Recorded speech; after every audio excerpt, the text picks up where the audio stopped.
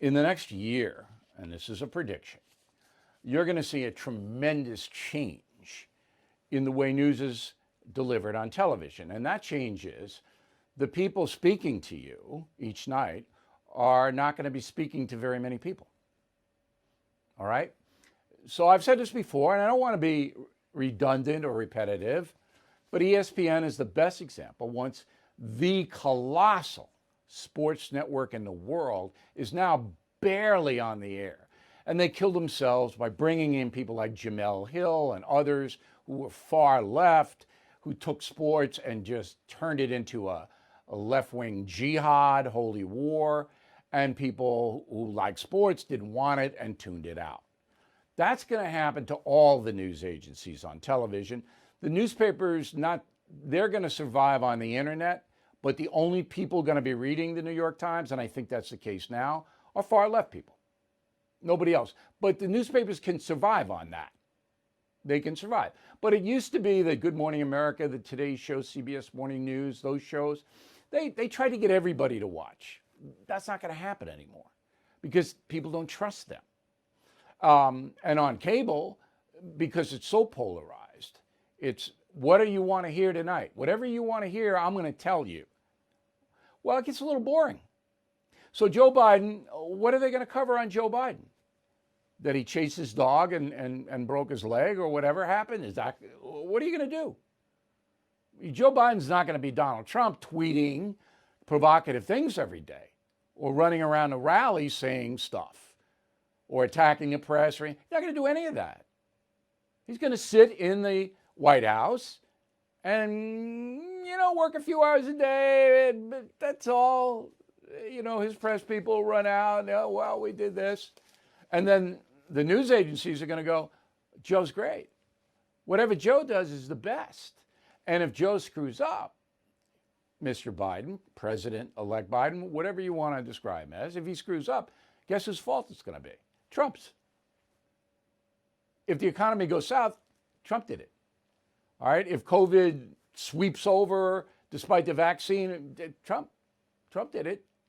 Whatever bad happens in America the next 3 years, because then the presidential campaign will start again, it's going to be Trump's fault. Well, how much of that can you watch? And the other networks that don't like Biden, Joe's terrible every day. You're never going to see him. He's not even going to be around. So people are going to search and look for alternatives. And this is absolutely going to happen.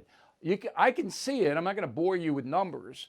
But the first 2 weeks after the election, people were engaged because they thought that maybe Trump could hold his job because of all his controversy about the mail-in ballots. Maybe that could happen. So people still watched. But starting last week, now it's a holiday week. Maybe they'll bounce back this week. I think it's going to be like this. So when that happens, when there are millions and millions of people looking for information but can't get it from the networks and cables, they're going to go other places. So therefore, they're going to be a rise. And leading that rise is going to be Donald Trump. He has to do it. Number one, he's addicted to the spotlight. He can't not have attention. Has to have it. All right? And that's part of what his problem was, because he was overexposed, saying too much, and people got exhausted. So Donald Trump's going to latch on someplace in the media, and he's going to bring 70 million Americans with him. I mean, that is clout. I have no blanket idea. I have not talked to the president recently. I talked to him before the first debate, and he totally ignored what I told him. I don't ever take it personally. I don't know what he's going to do, but he's going to do something. I know that because he wants to run again. It's only 3 years. And if the economy dips, the press will tell you it's Trump's fault, but nobody's going to believe that. It's going to be Biden in trouble. The economy is everything. Biden's not going to do anything overseas. He's going to say global warming, not going to do anything global warming.